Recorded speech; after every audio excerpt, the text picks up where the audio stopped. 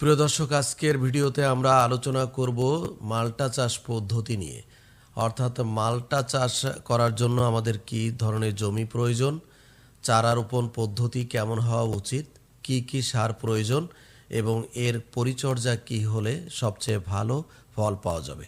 তো এই সকল বিষয় নিয়ে বিস্তারিত আলোচনা থাকছে আমাদের আজকের ভিডিওতে। বন্ধুরা, আপনারা যারা নতুন আমাদের এই চ্যানেলে, অনুরোধ করব আমাদের চ্যানেলটি সাবস্ক্রাইব করে আমাদের পাশে থাকার জন্য, এবং যারা পুরাতন সাবস্ক্রাইব করেছেন তাদেরকে অনেক অনেক ধন্যবাদ। বন্ধুরা, মাল্টা চাষের জন্য যে ধরনের জমি নির্বাচন করা উচিত, উঁচু জমি, পানি জমে থাকবে না এই ধরনের জমি, এবং যে জমির পিএইচ এর মান 5.5 থেকে 6.5 অর্থাৎ অম্লীয় থেকে সামান্য ক্ষারীয় হলে মাল্টা চাষের জন্য সবচেয়ে ভালো হয়। তো এই পিএইচ এর মান আপনারা নিজেরাই পরিবর্তন করে নিতে পারেন। তো এই ধরনের একটি ভিডিও আমরা আগামীতে দিব। চারা রোপণ পদ্ধতিটা কেমন হওয়া উচিত? 4 মিটার ইন্টু 4 মিটার অর্থাৎ 13 ফুট গুণ 13 ফুট দূরত্বে গর্ত তৈরি করতে হবে। প্রতি গর্তে 30 গুণ 30 গুণ 30 অর্থাৎ 75 সেন্টিমিটার আকারের গর্ত তৈরি করা ভালো। এই ধরনের গর্তে কী ধরনের সার দিতে হবে, বা আসলে যেটাকে আমরা মাদা বলে থাকি, সেই মাদায় কী ধরনের সার দিতে হবে?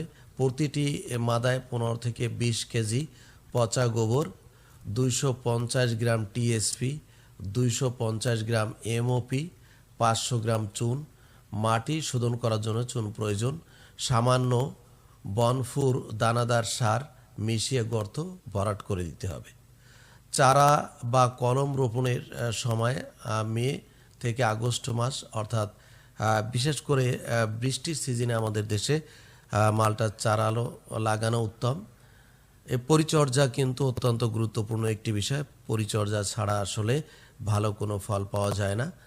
চারা লাগানোর পর প্রয়োজন মতো সেচ দিতে হবে, তবে জলাবদ্ধতা রাখা যাবে না, অর্থাৎ গাছের গোড়ায় যেন পানি জমে না থাকে। প্রচুর বৃষ্টি হলে তখন আর সেচ দেওয়ার প্রয়োজন হবে না। রোপণের দ্বিতীয় বছর থেকে বছরে 2 থেকে 3 বার জৈব ও রাসায়নিক সার গাছের বয়স অনুযায়ী দিতে হবে। গাছের মরা রোগাক্রান্ত ডালপালা কেটে পরিষ্কার করতে হবে, যেটাকে আমরা ছাঁটাই পদ্ধতি বলে থাকি। তারপর আমরা রোগ ব্যবস্থাপনার জন্য সাইট্রাক্স, ক্যাঙ্কার বা ফল পচা রোগ হলে উপযুক্ত ছত্রাকনাশক ব্যবহার করতে হবে। বাণিজ্যিকভাবে চাষের জন্য বাড়ি মাল্টা 1, বাড়ি মাল্টা 2 ইতালীয় বলা হয়, বা 12 মাসি জাতও আপনারা রোপণ করতে পারেন। চারা রোপণের 2 থেকে 3 বছরের মধ্যে গাছে ফল আসা শুরু করবে ইনশাল্লাহ। ভিডিওটি ভালো লাগলে আপনারা লাইকস, কমেন্ট এবং শেয়ার করতে ভুলবেন না। সবাইকে অনেক অনেক ধন্যবাদ।